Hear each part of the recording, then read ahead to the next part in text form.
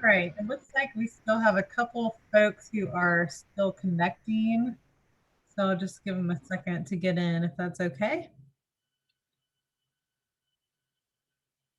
All right. Um, Welcome everyone. My name is Whitney White. I'm from Parent and Family Programs. This is Money Matters 2.0. Hopefully many of you were able to join us for our first session where we talked a little bit more about money matters for the incoming year, things you need to be thinking about in terms of paying for college, reviewing and understanding your bill, financial aid, housing costs, things like that. This next session is going to be a little bit deeper into what your student can expect finance wise and everything financial literacy, money management wise, that's going to help set them up for success throughout their time here in college. So as a family member, we know that you're invested in their financial success and you can partner with us to help make sure that they get started on the right foot. So we have our expert with us today, Sydney Myman.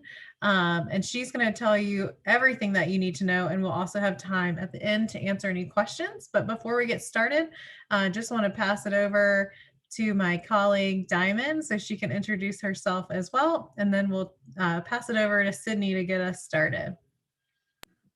Good morning, everyone. My name is Diamond Montgomery. I currently serve as the program manager in the Office of Parent and Family Programs. So I'm just really excited to be here this morning. And thank you again, Sydney, for partnering with us on this. Thanks, guys, for having me. I'm so excited to be here. I'm a little bit of a nerd for the financial literacy, money management, money matters sort of space. So I hope you guys are as excited as I am. Like Whitney said, we dive into the kind of basics of financial aid billing, what incoming students and families should know about UC specifically.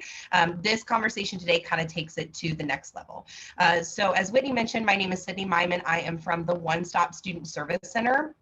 That's not incredibly intuitive what that is, but the OneStop Center is essentially the place for all things student business. So that's the spot where students can come to get questions answered on financial aid, billing, registration, some records related items. That's really the kind of place to begin for student related business. As Whitney mentioned, the Family Programs Office is a great place for you to start if you're not sure who to go to, what office is appropriate. They're an excellent resource for families and parents coming in with students. Again, my name is Sydney Myman. I'm the Financial Literacy Program Director, like I said, housed out of OneStop. So my role, I serve as a manager in the OneStop Center, but my role is to lead our financial literacy efforts, money management efforts on campus. So not just how to go about taking a loan and what a student bill should be or is your billing correct, but really that next step of how do you protect yourself when you're shopping online? How do you create a budget? What is credit? How do we make sense of the whole thing? We know that money is funny, and so not always are these conversations happening before the student gets to this place. So we want to be a safe place for students to ask those kinds of questions, but then also to help support families to help us get the student to where they want to be, build those good skills now. We know they're going to need them while they're here, some of them for the very first time, making lots of these financial decisions on their own, build those good skills to take them through to life after college. So we can go ahead and flip to the next slide. I'll just give you a quick overview of what we're going to talk about today, kind of the nuts and bolts, our agenda.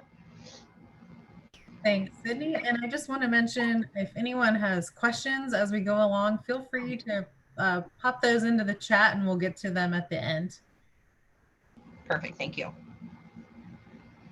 Okay, so like I said, just a little bit on financial literacy we're going to cover, and then we're going to dive into really what your student would be hearing and what support we provide on things like identity theft, budgeting, savings, and credit, and then some good information on working while your student's in college, why we recommend it, how we can help support them, the benefits of that, and so on. So we can go ahead and jump right into the next slide for financial literacy. So exactly what do we mean? Like I said, it's a little bit deeper than just, hey, you're taking a loan, let me help you navigate the master promissory note process and the FAFSA process. It's really kind of the next step. So how do we support that student to understand the importance of making a budget or a spending plan, saving and setting savings goals to get them to where they want to be, rather than, diving too deep into credit card debt and, working, spending within their means and cutting back in certain places to make those expenses possible, managing their debt, whatever that is, if that's credit cards, if that's student loans, how do we keep that debt at a minimum and help support them through that, as well as identity theft, safety, credit, kind of everything else that falls under that umbrella. Now, Whitney mentioned Sydney's the expert. I'm knowledgeable on a lot of these topics, but where we kind of draw the line, we will refer the student to an expert or send articles and things like that from Forbes. And we have some other banking partners that are in the community that we tap them for things like for a deep dive presentation on credit scores and what goes into that, or how to recover when you've made maybe some poor financial choices. So please know that I'm here, but it is not my intention to be to take place of a personal financial advisor. So please don't think that is our goal as an office or a department. We know that those folks go through lots of training and certifications to do what they do. So we are here to kind of provide that entry level support, maybe a little bit deeper than just some of those basic billing conversations. But we will lean on you guys for support to take it through to the next level. So we can go ahead and jump in with our next slide, and we're going to talk about identity theft. So what we really encourage students to do is to recognize that we know in this day and age, especially with so many items and tasks that we complete moving virtually, so much of that, COVID has taught us a lot of things about the use of technology, but what comes with that is a lot of your data and your students' data out there in the world. So if you're not already having these conversations, these are the kinds of things that we like to share and encourage students to do as to the extent possible. So really we look at how can they protect themselves, make smart choices so that you don't fall victim to any of these, identity theft or scams, things like that. Shredding documents, obviously resetting their password often. At UC, they will be prompted to do that, but it doesn't hurt to encourage them to do that for things like their Gmail. If they're shopping online, try as easy as Apple makes it. Try not to store your credit card information in there because that's really easy for people to get into. Don't share your password. That's another thing that we sometimes coming into this new experience, we feel like we can share everything with our roommate, or we can, we're really open with some of those things where we really probably should protect ourselves.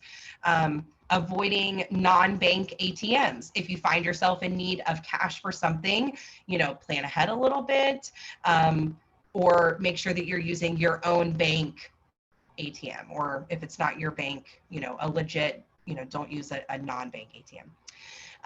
Checking for card readers if there's any signs of tampering on like a gas station pump, things like that, and just to really be aware. So I think the big thing with this is it's not our intention to scare students, but just to say, hey, some of these things your parents and your family might have been thinking about on your behalf. Now it's your turn to really be responsible to protect yourself from these things, and just be mindful when your parents are not around that you're still thinking about some of these things and being mindful of how you can protect yourself.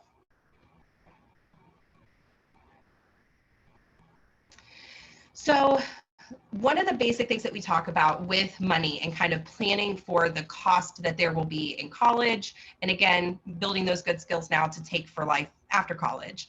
But before you take any financial aid, we really encourage everybody to create a budget or a spending plan. So you know exactly how much you're going to need for the semester. Yeah, you can kind of estimate what your bill is going to be, but what about the other stuff? Are you really making a plan for groceries and that sort of expense? Are you, really just going to utilize your meal plan and you're taking advantage there? That's a big thing too with students. If they're paying for a meal plan, but they're going to Chick-fil-A or Chipotle every day, it's just being mindful of little adjustments that you can make in your spending to still make it all work. Of course, spending wisely. If you're already spending money somewhere, make that happen. If you're going to stop at a vending machine, maybe get a refillable water bottle. If you don't already have one that you like, there's refill stations on campus. Or if you prefer bottled water, buy a case at Kroger and keep that in your room under your bed instead of stopping at, a vending machine and spending $2 or $3 for one bottle of water where you could get a case of water for that. So those are the kinds of things we talk about that are just like, we want to give some tips, we want to give some guidance, we want to say, think about your spending a little bit differently. Creating a rainy day fund, a lot of data shows that most Americans cannot meet a $500 emergency if it were to come up. So how do we help the student build that rainy day fund to have that there if they don't have, the support otherwise? And to start building those good skills. Knowing that budgeting doesn't mean that you're gonna have to miss out on doing fun things. A big piece that we drive home with students is at UC, we have a student portal. Whitney and Diamond remind me what it's called, it's slipping my mind, but where students can go in and see all the events that are happening. Campus Link, right? Campus Link. Okay. Campus Link, it's a portal where students can log in and see all the events that are happening. They can actually sort it by events that have free stuff, and they can find what's happening as the world starts to return a little bit more normal. We're expecting to do more activities in person. So that'll be great as they plan ahead for this 21-22 school year. But that's the kind of support that we want to provide, is that there's lots of opportunities to take advantage of free stuff where you can make friends, meet people, and not break the bank, right? There's always something happening at UC. And right now, there's always stuff happening virtually. And like I said, think of it as a spending plan. So budgeting can seem, restrictive, or I'm not able to do, or I have to hold back. Whereas a spending plan is really, you're in control of your money and you're telling your money where you want it to go, right? We have additional resources if you want to check out kind of what's out there for students at the red link that's on the screen. And like I said, just an added resource that we share when we talk through these things with students. And we can go ahead and flip to the next. So another piece on this is really just to take advantage of what free digital resources are out there. Now, believe me, when I learned how to do all of this stuff, I was sitting down with a checkbook. My mom was walking me through what to do with my little expenses from my little checking account when I very first learned how to do this. Now we know that there is, and some people still want to do like a pen and paper method, or my mom still balances her checkbook. But there are lots of digital resources that are free for students to take advantage of if this is more their jam. So this might help them get into this if they haven't already. Maybe they already started using some of this, but they don't use it on a regular basis. These are some great tools to make it easier to start with budgeting. And we walk them through that and can help support that too. So setting savings goals. Once you kind of have a spending plan, it's incredibly insightful when we have those conversations and we're doing what we're doing now, or in a classroom where we have a presentation that we do with students, a budgeting workshop, where we sit down and we say, we're going to make a budget from start to finish. If you don't have one, you're going to make one. And my hope is by the end of the session that they have a budget that they can put into place. But it's interesting to see them when they get to the bottom. So they do their needs, what has to be covered. They do their wants, here's where you could fit in money for the special fun things. And we walk through all of those things. We spend an hour doing it. And then at the end, where did you end up? Do you have money for savings? Are you coming up in the negative? What's going on? So then we walk them through, what can you do to adjust? Are there places where you can cut, or are there other places where you can increase your income? And that's where we talk about things like scholarships and getting a job, that sort of thing.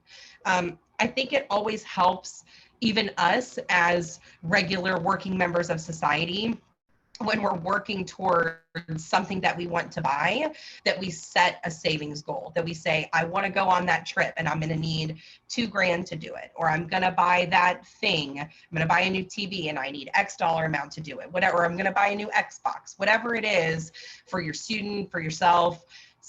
Having those conversations about setting savings goals can really be a positive way to encourage yourself to work towards that, instead of just saying, oh, well, I can just go to Best Buy and I'll get 10% off if I sign up for their credit card and I'll just put my TV on that. But that $1,000 TV ends up costing you, $400 $1,400, $1,500 or more dollars, you're spending how much more money because you didn't just plan ahead and wait. I have a toddler, I use her as an example all the time, that if I'm just walking through Target with her, she does love Target, but walking through Target with her, I don't just let her grab anything that's off the shelf, right?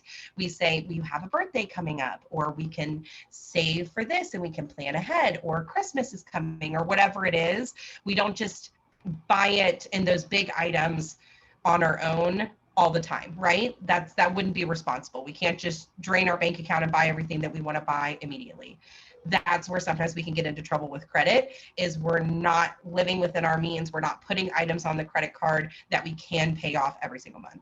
So those are the kinds of things that we talk about, is how do we set a goal so that you don't get yourself in trouble with overspending and you're working towards that. And then how great is it going to feel when you're able to go in and pay that $1,000 to buy that TV or plan that spring break trip or whatever it is.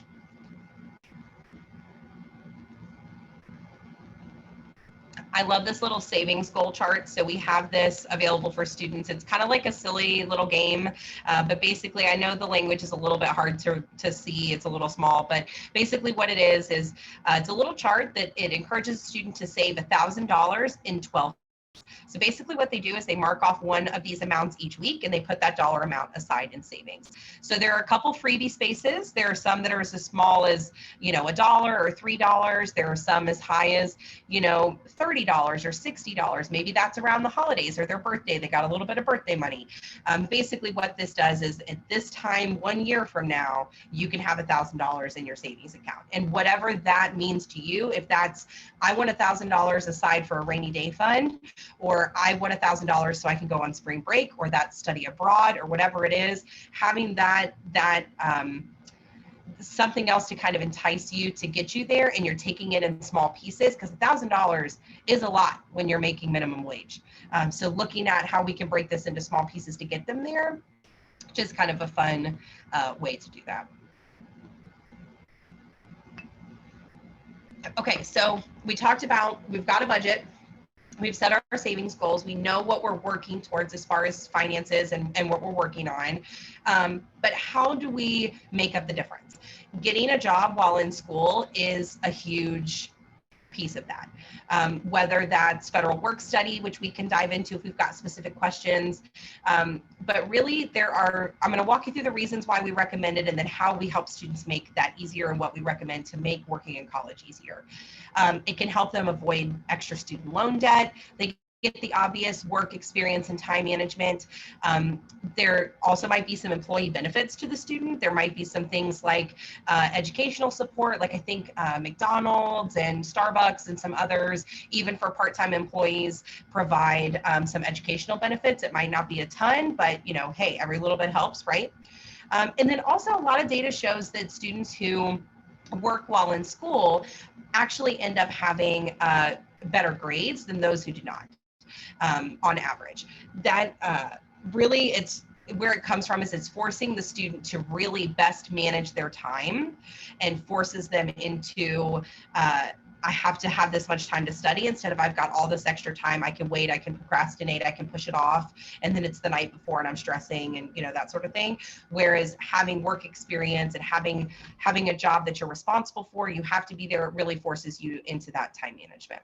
So how do we make it easier for students?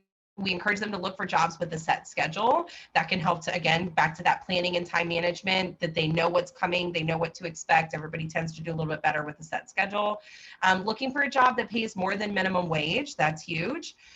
Considering a job in their field of study. So at UC, and other areas in the community. I mean, one of the cool things about University of Cincinnati is being an urban institution. We have so much that's close by that students can quickly get to, whether that's a metro right away, even if they don't have a car, or they can quickly get to, or even walk to. There are lots of opportunities. I'm sure as things start to open back up a little bit more in person, we'll see some more student worker jobs open on campus. So if ultimately, whatever their area of study is, maybe they can find a part-time job in their college, and let's say they're a nursing student, maybe they can find an administrative, student worker position in the College of Nursing. They learn more about it. They're surrounded by people people in that space. It really helps just to overall give them a well-rounded experience. And I do want to take a second to also talk about Co-op 2.0. So if you haven't already heard, and I know that Whitney can give some more insight on this too, that UC really developed the co-op program as, you know, we see it today, was really a founder in that space, you know, across the board for colleges and universities. And one thing that President Pinto is really feels strongly about is giving all students the opportunity to have some kind of experience-based learning. So we know there are some traditional programs like engineering that a co-op is required. There are lots of opportunities though for students across all majors to have some kind of an internship, a co-op, some kind of experience-based learning that's not just in the classroom. Is there anything else on Co-op 2.0 that you guys want to add? I think that's great. I'll just add that co-ops or Co-op 2.0 experiences are available all over campus. We have them in our office, for example. And these are student worker positions, but elevated. So student worker positions are available all over campus to do all sorts of different things. You know, if your student's interested in an office, that office likely hires multiple students. But the Co-op 2.0 roles really give them a chance to do more internship type work, really great resume builder opportunities. We had a Co-op 2.0 previously who did all kinds of amazing videos for our office, and it really was like a marketing internship. So encourage your student to check out those opportunities. Even if they are doing a traditional co-op, it's a great chance to get great resume experience even while you're just on campus for a more typical semester. Yeah, that's perfect. Thank you. Yeah, I mean, like I said, anything that we can do to help students in that process, we absolutely want to do for all the benefits of working and getting that experience. One of the cool things about working at an on-campus job too that we always tell students is that we really understand probably better than any other supervisor or employer how important your education is. That's why we're here. We're here not just to get the job done. You know, like if a student goes and gets a part-time job at a restaurant, that the supervisor or the manager at the restaurant, their primary focus is, you know, to get the business running, to get people in and out for dinner, the dinner rush and that sort of thing. Finding a job with a university department is a little bit different and can sometimes provide some of that flexibility and things like that that students might be looking for. So it's another opportunity there. We always encourage students to schedule in that relaxing and stress-free time.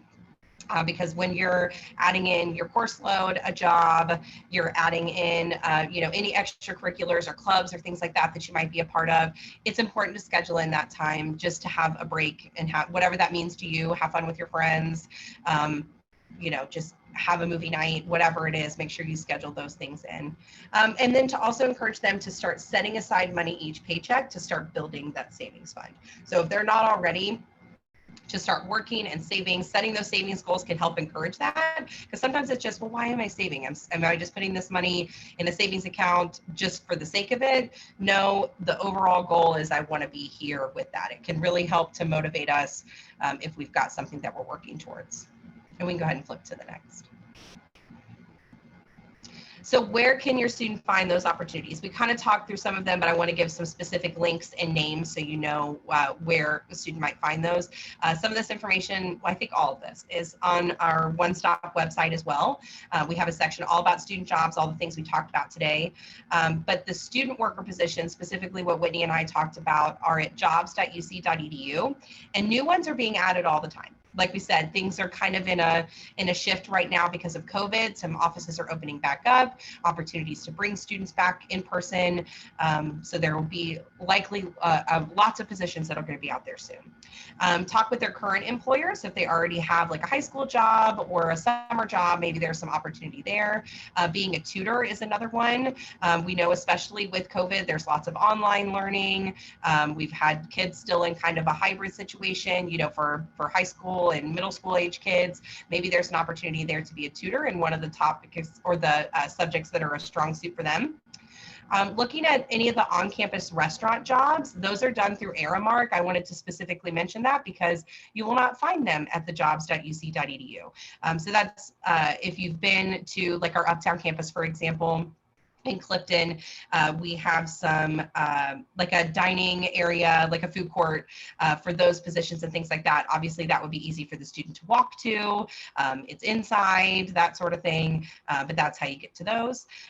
We've got lots of other opportunities to kind of be your own boss, things like Uber or Lyft or Favor or Fiverr. I know two different websites, but you know, they're all kind of in that same space of like quick, kind of be your own boss sort of thing. Handshake, I know we've talked about lots of different portals and places where students can find things, but bear with us. Handshake is basically a career platform. It's good for the student to get familiar with it now. They may talk about it a little bit more if your student hasn't already done orientation. You may hear it there. If not, Handshake is another good tool where they can see job postings, they can connect with recruiters. It's really like a career center. So it's not just for student worker positions and finding you things right now. There is some of that in there, but it's really to kind of help you build and take the next steps in your career. Bearcat's Promise Career Studio, they kind of manage that, Handshake, and just overall prepping for work. They have lots of good resources. So another office like ours to help you connect on things like that. And then Upshift is another one of those, kind of like Favor or Fiverr, be your own boss, find like a, hey, I'm really good at photography. I loved that in high school. And somebody's looking for a part-time photographer for this event this weekend, you know, something like that where they can kind of pick it up and then drop it. Make some quick money. So federal work study, this we can dive a little bit deeper into. I'll give you kind of a high level of what it's like. We talked a little bit about it in our previous session, but basically what it is it's a program where the Department of Education subsidizes the student's employment. So basically, if the student's getting paid, you know, for every dollar the student's getting paid, the Department of Education pays a portion of that. It's an opportunity for a department at UC who may not be able to otherwise hire a student worker, be able to do so because it makes it a little bit more affordable. Students who have federal work study, it's awarded based on financial need. So the student would need to file the FAFSA and would need to qualify. If you have a question on whether or not your student qualifies, or if you think they should and it's not on there, or any questions about anything we've talked about today, connect with our office, connect with OneStop, because we want to make sure that if your student is interested in working, that we get those funds out there if the student qualifies. The funds are limited and they're on a first come, first serve basis. So like I said, this kind of goes back to that, file the FAFSA early. If your student qualifies, they can be awarded. There is a question on the FAFSA, just so you know if you're helping your student through this part. There is a question on the FAFSA that says, are you interested in federal work study? Yes, no, or I'm not sure. At UC, because there's only so many funds to go around, we only award them if the student says yes.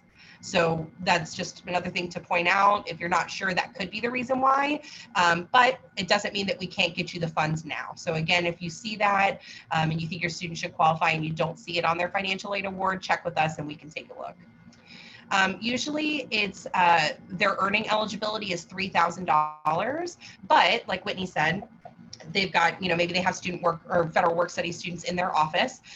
If Whitney says, you know what, this is just the greatest student worker I've ever had, and she is stellar, and I want to keep her, and she is going to be able to pick up some hours for me at Thanksgiving. I have a big event going on. She's going to help. I need her to work X, Y, and Z hours, but she's already maxed out on her funds. Whitney can work with us on the back end to get that student work study funds.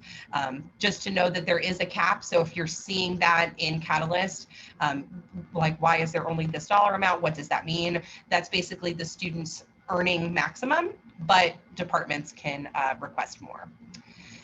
It's not credited to the student bill like other financial aid is. So other financial aid, the student gets a bill, they take a loan or they have a grant, it goes directly to the bill, it pays the bill. If there's anything left over, it refunds to the student. Or if there's not enough, the student pays the difference, right?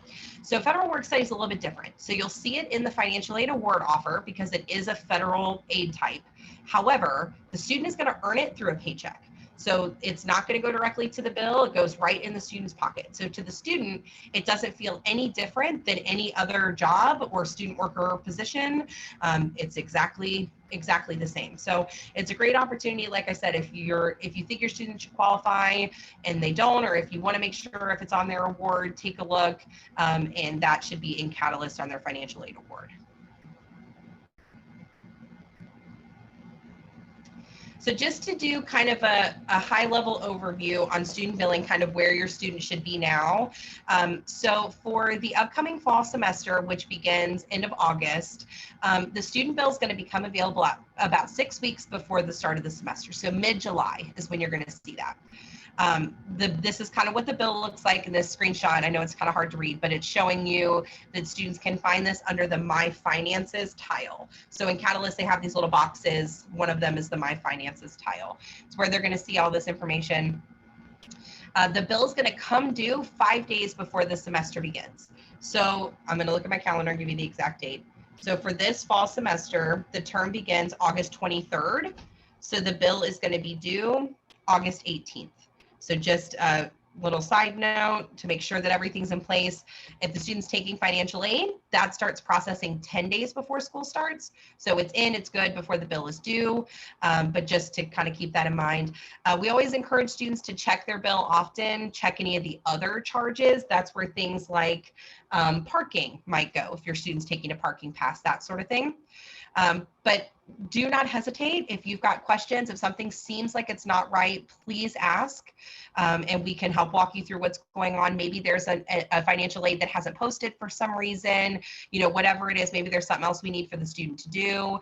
We know that this financial aid stuff is like a language all its own, and that's why we're here. So just ask if you've got questions, but that's just kind of some basics on, now that we're quickly approaching July, kind of what to expect.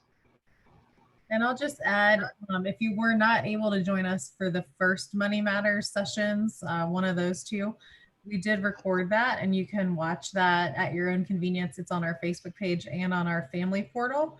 And that digs in a little deeper to what the charges are and what to expect, how to interpret the bill, what to expect for tuition, and so on and so forth. So check that out if you would like, or if you just want to go back and revisit it.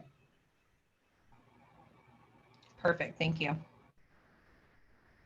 Okay, so I want to talk just a little bit about a credit score. Like I said, I am not a certified financial advisor. This is really just the basics that we all know about credit, right? Really what credit is, a lot of students, when they come to us and we're having conversations in the classroom, maybe they kind of know a little bit about it, but they don't really understand, or some think they know a lot more than they do. But we just kind of want to guide them in the right way to say, it's not required that you have credit. If you do wish to go this path, this is kind of what it means in some of the basics. So really just looking at, are you a trustworthy borrower? That's what it is. What is your credit score? Why am I looking at your credit score? It's to determine if you're a trustworthy borrower. So that could be a bank looking at a private loan. That could be a bank looking at you for a car note, whatever that is. Are you a responsible and trustworthy borrower? We always encourage students, if they are going to use credit cards, to use them responsibly, attempt to pay off that balance each month. This kind of goes back to that budgeting, and that's why we really start with that. Like, you've got to have a plan so that you don't find yourself in a pickle with credit. You want to have a savings, a little pot of savings money for a rainy day fund. If your car breaks down and you've got to pay $400, how are you going to cover it? Well, some people might just throw it on a credit card, but then how much is that going to cost you in the long run? So that's why we start with the budgeting, the savings, making a plan before we go here. Again, kind of back to that identity theft, check your credit report periodically. If your credit card is lost or stolen, let somebody know. They can get if you didn't already know this, we tell students the same thing. They can get their credit report once for free. It's the free credit, here, I'll get you the link. The credit report that they can get annually. They might also be able to get it through their bank or their credit union. Some of them, provide that frequently. We just want to make sure that they're not paying extra for things that they don't necessarily need. And just want to be aware, is there a loan or something out here that somebody's put in the wrong name and it's not really my loan and it needs to be removed, that kind of thing. Just being aware is kind of the overall goal, and keeping their debt as low as possible. And while we flip to the next, I'm going to grab you that link. Let me get that for you. Here it is, annualcreditreport.com. This is the one legit place to get it once a year. So really just looking at managing student debt, again, just another piece to have these conversations. It all kind of starts with that spending plan, but only borrowing what you need in student loans. That means making a spending plan so that you're not tapping back into a Parent Plus loan or additional student loan funds if you don't really need them. And that's, spending your refund wisely. Continuing to apply for scholarships. You don't have to have a 4.0 to get scholarship funds. So taking advantage of what's out there. In Catalyst, we talked about the little tiles. There is a scholarship search tile. That's another place where students can look at reputable scholarships to apply for.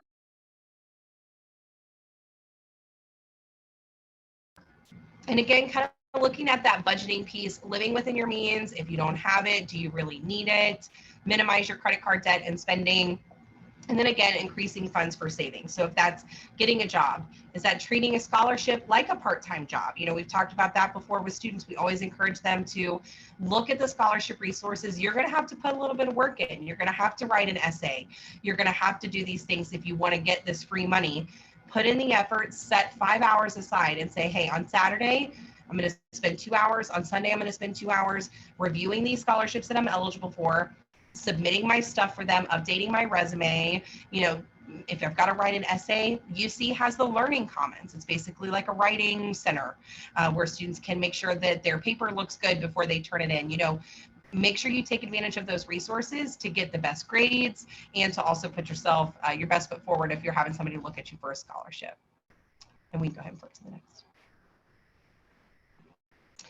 So that is pretty much it on the content. We do want to open it up for questions. I'll kind of walk you through what you're looking at on this screen here, but if you have any questions, feel free to go ahead and drop those in the chat, or you can unmute when we finish with this piece here and let us know what your question is.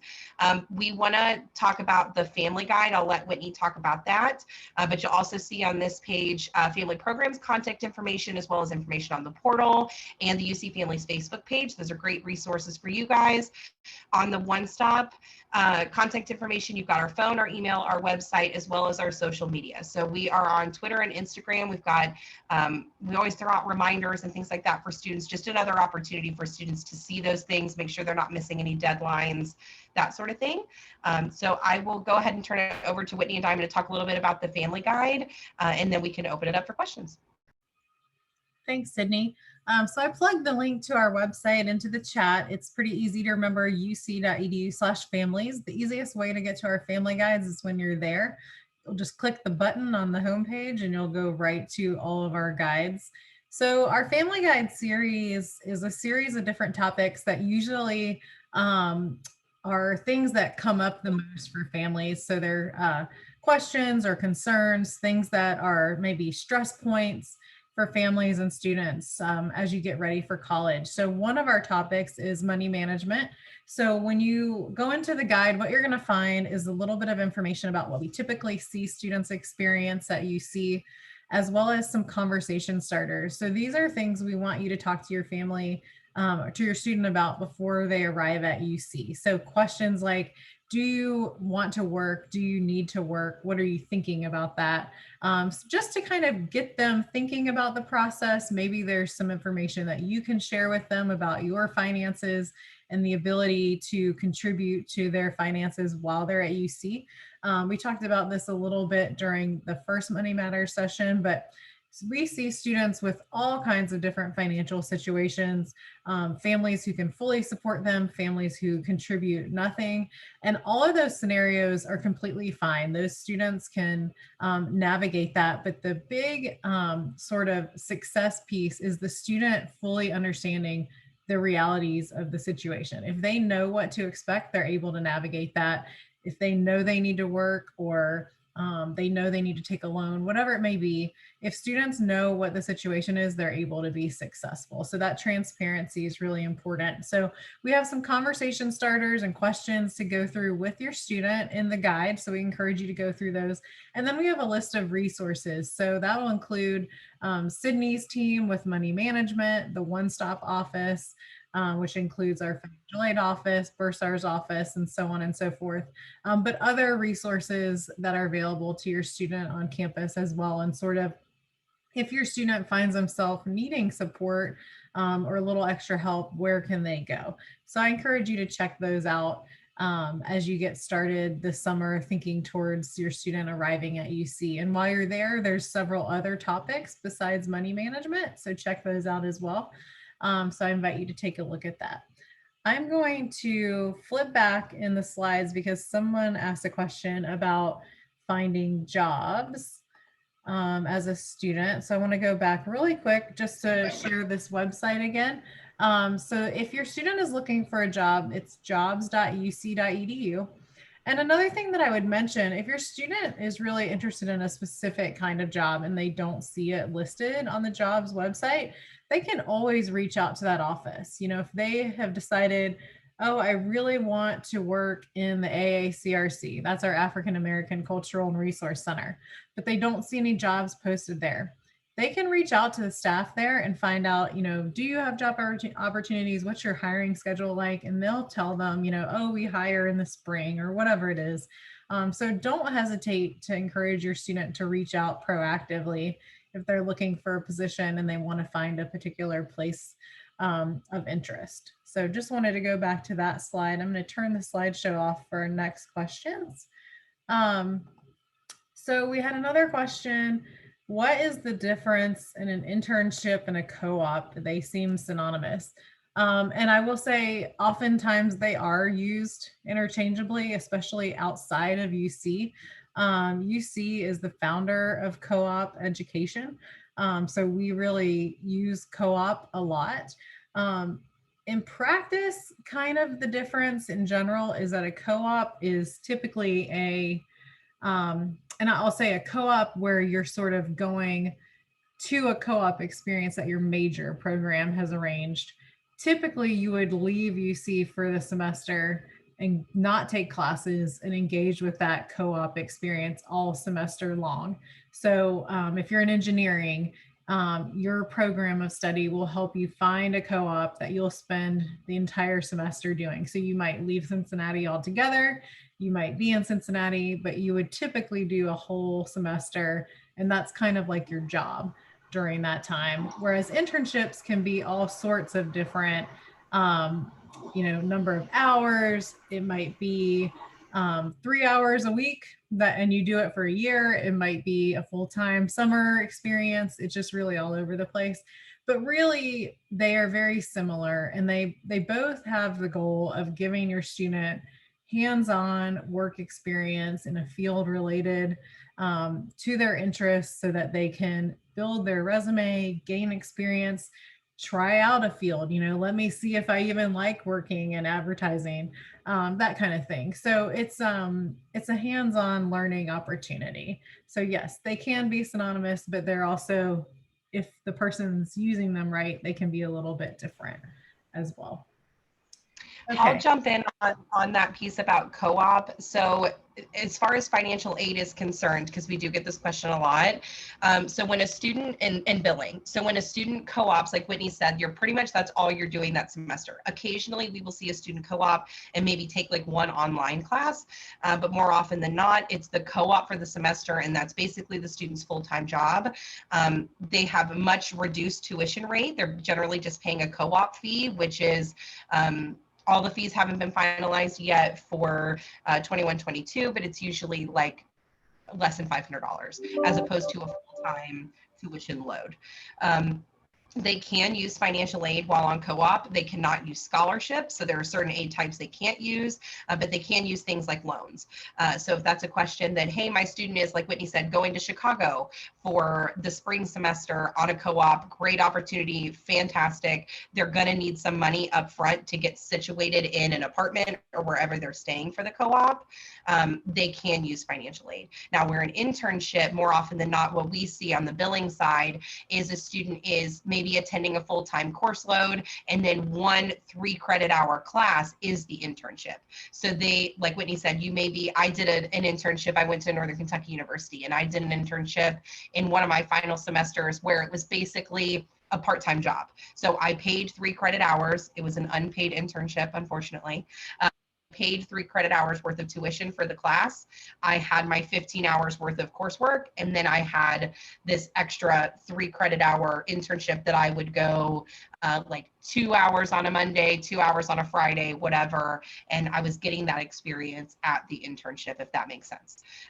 But then it's just a little bit different. So just wanted to clarify on how the billing and registration kind of looks for those.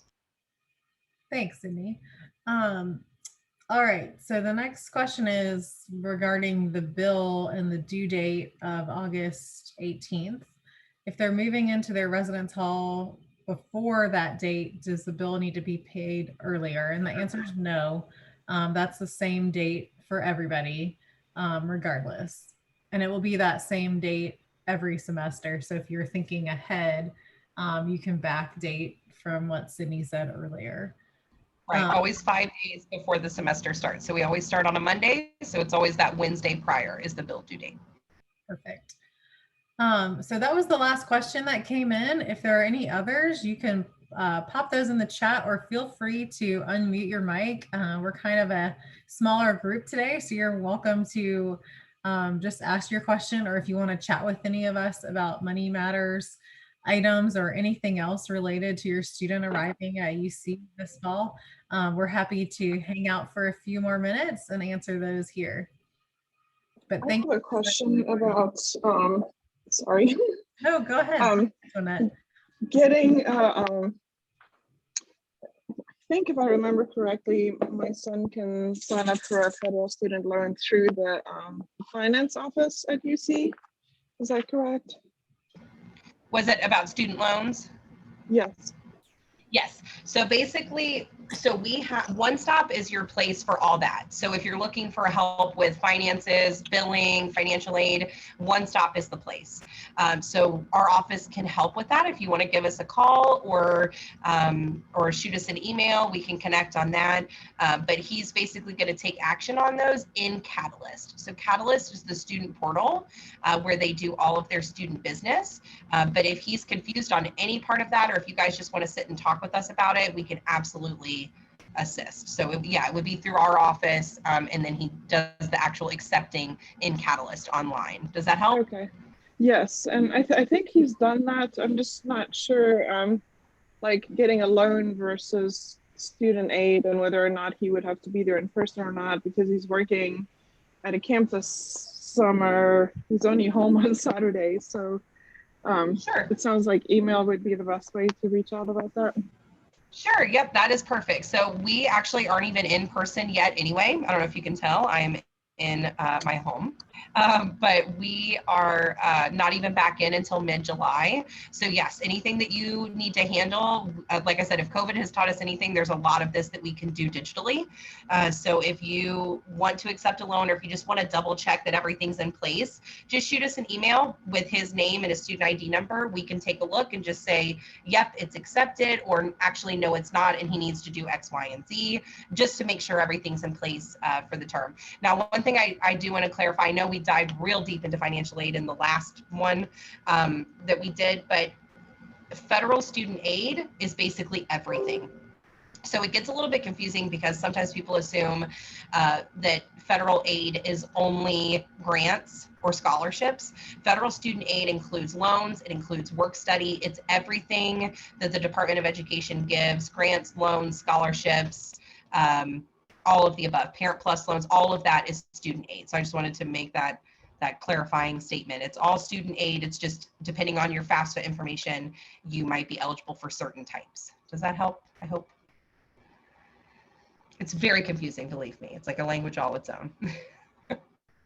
Thank you. Yeah, we have registration this afternoon, so we might check in with his guidance, with his counselor, and then reach out to the office. Thank you. Absolutely, sure. Yeah, once you get registered, that will help, and then take a look. You guys can play around in Catalyst, see what that looks like, get familiar with it, and there's a lot of answers to a lot of those questions will be for his specific situation in Catalyst.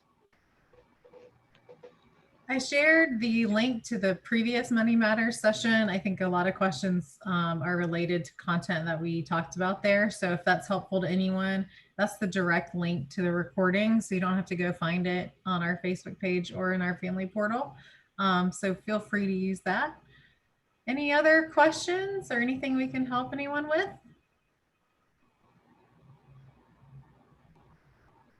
All right. Well, thanks so much for joining us today. We look forward to meeting you later this summer at orientation or this fall when you arrive on campus. And if there's anything at all that we can help with, please never hesitate to reach out to Parent and Family Programs.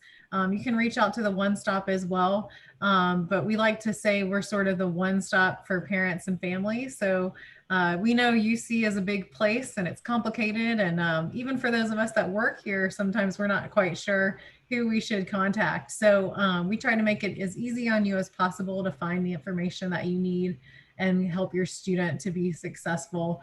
We have the same goal in mind that you do. We want them to reach all their goals and be successful during their time at UC. So please don't hesitate to reach out. Again, it's families@uc.edu or 513. Why am I forgetting the number all of a sudden, Diamond?